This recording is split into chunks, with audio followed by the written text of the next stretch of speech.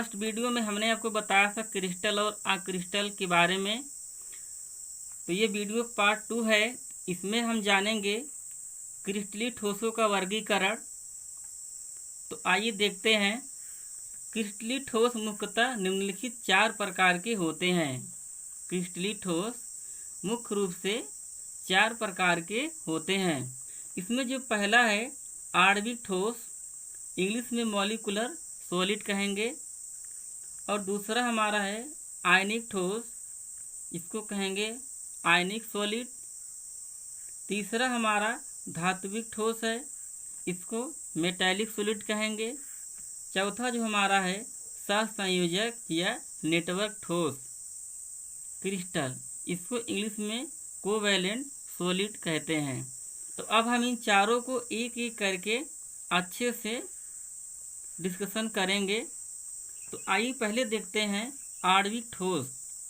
Crystal ठोसों का वर्गीकरण 4 प्रकार का होता है। इसमें आणविक ठोस पहला है। तो अब हम इसके बारे में अच्छे से अध्ययन करेंगे। तो देखिए, आणविक ठोस जिन ठोसों के क्रिस्टल जालक सरल अणुओं से बने होते हैं उसे आणविक ठोस कहा जाता है। या आणविक ठोस क्रिस्टल अवयवी कण अणु होते हैं जो आपस में दुर्बल वंडर वाल्स बल से आकर्षित रहते हैं। जैसे आयोडीन। आयोडीन में क्या है, ये दोनों हमारे परमाणु एक हैं, इनके बीच जो बल लगेगा दुर्बल वंडर वाल बल लगता है। इन्हीं बलों के कारण आपस में जुड़े रहते हैं, ठीक ना। अब इसमें जो दूसरा है फास्फोरस, यानी कि सफ़ेद फास्फोरस, इसमें भी हमारा क्या है, दुर्बल वंडरवाल बल है। फिर एक हमारी क्या है CO2, इसको सूक्ष्म बर्फ कहते हैं। और नेप्थिलीन। तो आणविक ठोस के ये उदाहरण हैं आयोडीन, सफ़ेद फास्फोरस, सूक्ष्म बर्फ, नेप्थिलीन। इन अणुओं के बीच दुर्बल वंडरवाल बल लगता है। अब हम जानेंगे आणविक ठोस के प्रकार। तो आणविक ठोस 3 प्रकार के होते हैं। इसमें पहला है अध्रुवीय आणविक ठोस, इसको इंग्लिश में नॉन पोलर मॉलिक्यूलर सॉलिड कहते हैं। और हमारा दूसरा ध्रुवीय आणविक ठोस, जिसको पोलर मॉलिक्यूलर सॉलिड कहते हैं। और जो हमारा तीसरा है हाइड्रोजन आबंध, इसको hydrogen bonded molecular solid English में कहते हैं। तो अब हम आणविक ठोस के प्रकार को एक एक करके अच्छे से जानेंगे। इसमें पहला है अध्रुवीय आणविक ठोस। तो चलिए इसको देखते हैं। अध्रुवीय आणविक ठोस जब समान तत्वों वाले अणुओं में ध्रुवण नहीं होता तब उनके अणुओं या उनके अणुए एक दूसरे से दुर्बल वंडर वाल्स बल या लंदन बल, दुर्बल वंडर वाल्स बल को हम लंदन बल भी कहते हैं, तो लंदन बल से बंधे होते हैं, जिसे अध्रुवीय आणविक ठोस कहते हैं। या आप ऐसे भी कह सकते हैं समान परमाणुओं के बीच अध्रुवीय सहसंयोजक बंध से अणु बंधे रहते हैं।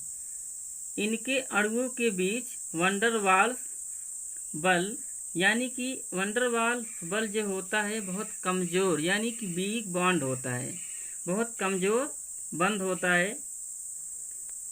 यह अध्रुवीय आणविक ठोसों में पाया जाता है। जैसे हमारा हाइड्रोजन हो गया।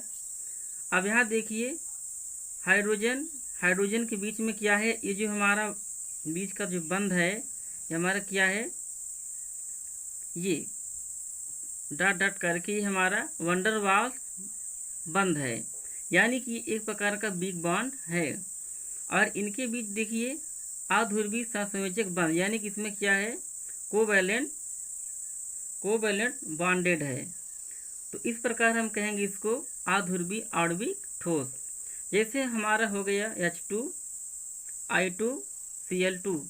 फ्रेंड ध्यान दीजिए, H2 हमारा ठोस अवस्था में है, न कि गैस।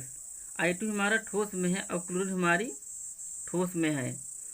तो जब ये सॉलिड में रहेंगे, ये हाइड्रोजन, आयोडीन, क्लोरीन, तो इनके बीच जो बॉन्ड होगा, जो भी बल लगेगा, वैन डर वाल्स बल लगेगा, और ये अध्रुवीय आणविक ठोस होते हैं। ठीक ना। जैसे मान लो अभी क्वेश्चन आ गया कि अध्रुवीय आणविक ठोस के उदाहरण हैं। नंबर 1 CaCl2, H2O, फिर यहाँ दिया है मान लो हमारा MgO, और एक दिया है I2। तो उनमें से कौन होगा हमारा अध्रुवीय आणविक ठोस? I2 होगा, क्योंकि I2 H2Cl2 के बीच ही हमारा क्या पाया जाएगा? वैन डर वाल्स बल, यानी कि कमजोर बल, जो हमारा अध्रुवीय आणविक ठोस है। तो अब हम देखेंगे नेक्स्ट दूसरा ध्रुवीय आणविक ठोस। तो ध्रुवीय आणविक ठोस में ऐसे ठोसों में दो विपरीत परमाणु आपस में सहसंयोजक बंध से जुड़े होते हैं, जिससे द्विध्रुव उत्पन्न होते हैं, डायपोल उत्पन्न होते हैं। इनके अणुओं के मध्य स्थिर विद्युत आकर्षण बल लगा रहता है, अर्थात लगता है, जिसे ध्रुवीय आणविक ठोस कहते हैं। यानी कि ये ऐसे अणु होते हैं जो विपरीत होते हैं, और इनके बीच क्या होगा? द्विध्रुवी एक प्रकार के सहसंयोजक बंध, यानी कि इलेक्ट्रॉन वो अपना उसको देंगे और वो उसको देगा, और आपस में क्या होगा? बने रहेंगे। और इनके बीच जो हमारी बंध पाई जाएगी, इलेक्ट्रोस्टैटिक बॉन्ड पाया जाएगा। तो ऐसे को क्या कहेंगे हम? ध्रुवीय आणविक ठोस। या आप ऐसे भी कह सकते हैं, इनमें ऋण विद्युतीय परमाणु प्लस परमाणु को अपनी तरफ आकर्षित करता है। यानी कि इसमें जो माइनस का, जो हमारा जिसके ऊपर माइनस चार्ज, जिसमें हमारा क्लोरीन हो गया और हमारा हाइड्रोजन हो गया, अब इसमें क्या है? असमान परमाणु है। तो हमारा जो ऋण विद्युतीय तत्व है वह क्या करेगा? प्लस को अपनी ओर आकर्षित करेगा। यहाँ आप देख सकते हैं HCl, ये क्या हमारा है? ये हमारा आंशिक रूप से धनात्मक है, और क्लोरीन हमारी आंशिक रूप से ऋणात्मक है। यानी ये हमारी जो ऋणात्मक क्लोरीन है, ये क्या करेगी? हाइड्रोजन को अपनी ओर अट्रैक्ट करेगी, यानी कि खींचेगी, और इनके बीच क्या हो जाएगी? ध्रुवता उत्पन्न हो जाएगी। इस प्रकार हमारा HCl हो गया, जो हमारा ठोस अवस्था में है। SO2 सल्फर डाइऑक्साइड, ये भी हमारी क्या है? ठोस अवस्था में है। अमोनिया, ये भी हमारी क्या है? ठोस अवस्था में। इन सभी में हमारी ध्रुवीय आणविक ठोस है। यानी ध्रुवीय आणविक ठोस के उदाहरण हमारे कौन कौन हुए? HCl, SO2, NH3। अब हम देखेंगे तीसरा हाइड्रोजन आबंधित आणविक ठोस। तो वे ठोस क्रिस्टल जिनके अणुओं के मध्य हाइड्रोजन बॉन्ड उपस्थित रहता है, उसे हाइड्रोजन बॉन्ड मॉलिक्यूलर सॉलिड कहा जाता है, अर्थात हाइड्रोजन आबंधित आणविक ठोस कहा जाता है। हाइड्रोजन आबंध FON यानी कि फोन के बीच पाया जाता है। यानी कि फ्लोरीन, ऑक्सीजन और नाइट्रोजन, इनके बीच जब लगा होगा हाइड्रोजन, तो हम जान जाएंगे कि हाइड्रोजन बॉन्ड इनके बीच लगा है। इसमें देखिए फोन तथा H के मध्य ध्रुवीय सहसंयोजक बंध होता है। जैसे आप यहाँ देखिए H2O, इसमें क्या है? ऑक्सीजन है, यहाँ भी फोन ऑक्सीजन है, यहाँ क्या हाइड्रोजन है। एक प्रकार का हमारा क्या है? सॉलिड है, जो बर्फ के रूप में होता है। फिर अमोनिया है, इसमें भी क्या है? नाइट्रोजन है, हाइड्रोजन है, जैसे कि फोन के बीच में पाया जाता है।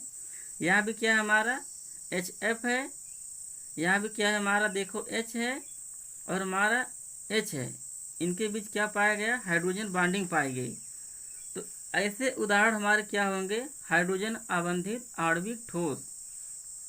तो फ्रेंड्स, अब हम नेक्स्ट वीडियो में आपको बताएंगे वर्गीकरण में आयनिक ठोस के बारे में। अगर यह वीडियो आपको अच्छा लगा तो अपने फ्रेंड को शेयर करें और हमें कमेंट में करके अवश्य बताएं। Thanks for watching this video.